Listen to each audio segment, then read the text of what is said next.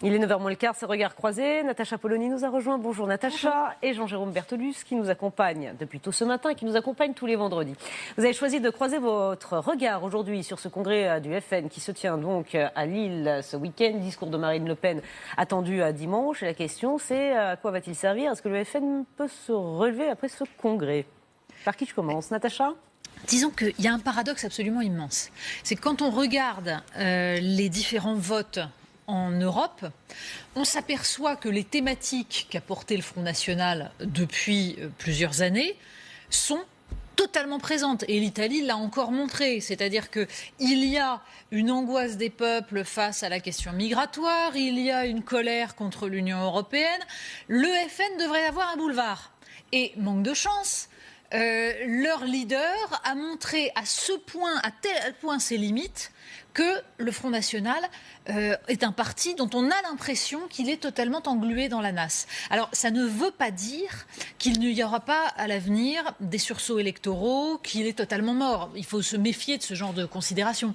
Mais pour autant, il y a cette idée qu'une fois de plus, on va se retrouver avec des électeurs qui sont en déshérence, c'est-à-dire qu'ils ne savent pas à qui s'adresser pour se faire entendre.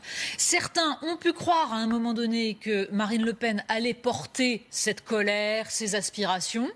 Le fameux débat a été un fiasco. Et là, elle peut faire tout ce qu'elle veut. Elle peut changer de nom, elle peut essayer de recomposer cette image d'une France, d'une représentante de la France d'en bas face à un Emmanuel Macron, représentant de la France d'en haut, etc. Ça ne marche plus. C'est-à-dire qu'à un moment donné, il va falloir recomposer une fois de plus et le Front National n'échappera pas à cette recomposition. Là, on est d'accord. Il y a un véritable problème, Marine Le Pen, parce qu'on l'a évoqué effectivement tout au long de cette matinale. Il y a eu un sondage cette semaine annuel Kantar Sofres sur le Front National, par exemple la cote d'avenir, les Français qui pensent que Marine Le Pen ferait une bonne présidente, est tombée en 2018 à 16%, c'est pratiquement moins 11 points en un an. C'est une chute brutale. Mais là où vous avez raison, Natacha, c'est qu'il y a quand même dans ce sondage quelque chose dont on n'a pas beaucoup parlé et qui pourtant est la base du Front National. Alors on peut le regretter, pour les militants du Front National, on peut l'espérer, c'est la phrase suivante. Vous sentez-vous encore chez vous en France? Eh bien, 40% des sondés, 40% des Français ne se sentent plus chez eux en France. C'est là-dessus que le Front National a surfé depuis 1972. La peur de l'immigré, la peur de l'étranger. Et aujourd'hui, Marine Le Pen, encore une fois, faut-il s'en réjouir ou pas, j'en sais rien, mais pour le FN, c'est un problème. Marine Le Pen est toujours dans une espèce de récurrence un peu robotique, effectivement, contre l'étranger, mais qu'est-ce qu'elle veut faire ? Elle veut transformer le Front National en un parti de gouvernement. Et le parti de gouvernement, c'est pas ce qu'attendent les Français qui se sentent perdus en province, qui voient les services publics fuir leur voisinage immédiat, qui estiment que Paris les abandonne au profit d'une mondialisation. Ce qu'ils veulent, c'est un parti anti-système. Et qu'est-ce que montrent effectivement les exemples étrangers? L'ex-Ligue du Nord, le FPO en Autriche et les autres, c'est effectivement, c'est les partis populistes d'extrême droite demeurent des partis anti-système. Aujourd'hui, un dernier point, Marine Le Pen, elle va revenir sur la sortie de la zone euro. Mais l'ex-Ligue du Nord, ils tapent à bras raccourcis sur l'Europe et ils disent même si on arrive au gouvernement en Italie, ce qui n'est pas une hypothèse farfelue, la première chose qu'on va faire, c'est d'aller voir la Commission européenne, on va redemander des nouveaux traités, ce qu'ils n'auront pas. Donc il va y avoir peut-être une crise entre l'Italie et l'Europe. Au moment même où Marine Le Pen, elle essaye de ripolliner son discours. Donc effectivement, elle est peut-être un peu à rebours de ce qui se passe. Mais est-ce que vous entendez le paradoxe absolument immense que vous venez d'énoncer? Vous nous expliquez que les Français qui se sentent abandonnés, qui se sentent exclus de la mondialisation, ne veulent pas d'un parti de gouvernement. Mais bien sûr que si, ils veulent un parti de gouvernement. Non, dans ils le veulent sens, être au pouvoir, mais dans ils le ne veulent sens pas d'un où ils parti veulent, de gouvernement au sens politique du terme. C'est toute l'ambiguïté de ce terme parti de gouvernement. Ils veulent renverser le système et pour ça, il faut prendre le pouvoir. Et leur question, c'est de savoir qui peut éventuellement leur donner cet espoir-là. Je ne crois pas du tout que ces gens-là soient uniquement dans un vote protestataire. Je pense que, pour l'instant, ils avaient encore l'espoir de trouver un parti politique qui puisse renverser le système. Le danger avec l'échec du Front National, c'est justement que tous ces gens aient l'impression qu'il n'y a plus de parti politique pour ça. Parce que là, ça signifie une désaffection vis-à-vis de la démocratie qui est profondément dangereuse. Donc, et je crains que le Front National soit totalement incapable aujourd'hui de comprendre cette problématique. Enfin, c'est pas que je le crains, c'est que j'en suis persuadée. C'est-à-dire qu'il y a dans la démarche de Marine Le Pen quelque chose qui relève de la godille. C'est-à-dire que là, elle est en train de retransformer son parti en ce qu'il pouvait être avant, c'est-à-dire une espèce de supplétif d'un discours de droite. Et c'est d'ailleurs ce qui arriverait encore plus si Marine Le Pen quittait la présidence, si elle l'abandonnait, ce qu'espèrent tous les militants, à Marion Maréchal. C'est-à-dire qu'on aurait une espèce d'entité à droite, c'est-à-dire quelque chose de classique qui mangerait l'espace de Laurent Wauquiez. Or, tous les gens qui aujourd'hui sont en train d'exprimer leur colère et qui l'ont fait en Italie, qui le font dans tous les pays d'Europe, dès qu'on leur donne la possibilité de voter, ces gens-là se foutent de savoir si c'est à droite, à gauche ou quoi que ce soit. Ils ont besoin qu'on remette en cause ce système. Si on leur fait comprendre petit à petit qu'il n'y a aucun moyen politique, que leur vote ne servira à rien, nous allons vers des lendemains qui déchantent. Alors, petite précision.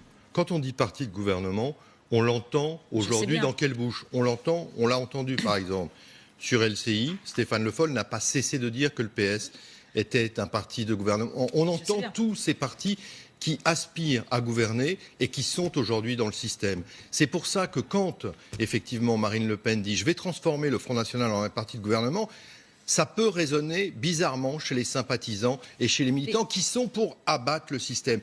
Et pourquoi ils sont pour abattre le système? Parce qu'ils le voient aussi. Dans le reste de l'Europe, ce sont les partis anti-système qui progressent. Ça veut dire quoi? Ça veut dire que d'abord, c'est plus des partis. Et c'est une nuance importante. C'est des mouvements. Ça veut dire qu'en fait, c'est plus les partis qui demandent aux citoyens d'adhérer, c'est les citoyens qui s'organisent et qui font des partis, qui font des mouvements un petit peu hybrides, qui peuvent d'ailleurs changer de programme assez facilement, comme le mouvement 5 étoiles en Italie, qui sont des espèces de trucs un petit peu nouveaux, mais qui tous veulent mettre à bas le système. Et pour les Français, qui jusqu'à présent se reconnaissaient dans le Front National, c'était quoi? C'était de se ressentir, d'avoir une identité, enfin, d'un parti qui les reconnaissent alors qu'ils ne se sentent plus du tout reconnus comme citoyens, voire effectivement comme citoyens dans l'univers social où ils se sentent oubliés. Et là, Marine Le Pen a aujourd'hui un discours très ambigu quand elle dit « le front, ça fait trop guerrier, c'est pour ça qu'on va changer de nom ». Eh bien peut-être que effectivement, encore une fois, pour le meilleur et pour le pire, les adhérents, les sympathisants du FN, ils ont l'esprit guerrier. Ah oui, ça, qu'ils aient l'esprit guerrier. Et d'ailleurs, il n'y a pas que les adhérents et les sympathisants du Front National. L'ensemble des citoyens qui aspirent à un changement. Je pense qu'elle est en train de se planter totalement. Il faut, au contraire, porter ce discours de renversement du système. Mais toute la question, elle dépasse largement le Front National. C'est de savoir s'il y a réellement une possibilité de renverser ce système ou bien si définitivement la volonté des peuples qui commence à être majoritaire, et on l'a vu en Italie, va être totalement étouffée. Ça, c'est une question profondément dangereuse qui dépasse largement la petite personne de Marine Le Pen et la question du nom du Front National. Merci beaucoup à vous deux. Julien Renaud vient nous rejoindre, évidemment. Bonjour Pascal, bonjour à tous les deux. Nous, on renverse le système tous les matins, vous savez, de 9h à midi avec Roselyne Bachelot et Natacha qui est en pleine forme le vendredi comme tous les autres jours de la semaine. Oh oui. Il y aura la revue de presse, oui. Il y aura la revue de presse à 9h45 tout à l'heure avec la page 6 du Figaro qui nous apprend l'existence d'une saucisse en Afrique du Sud qui fait des ravages. Ça s'appelle la saucisse Polonie. Je ne sais pas si vous avez vu ça. Non, c'est pas vrai. C'est moche. Je pense que c'est un article. Alors, j'espérais que ça allait passer inaperçu. Ça fait des années que je sais que ça existe.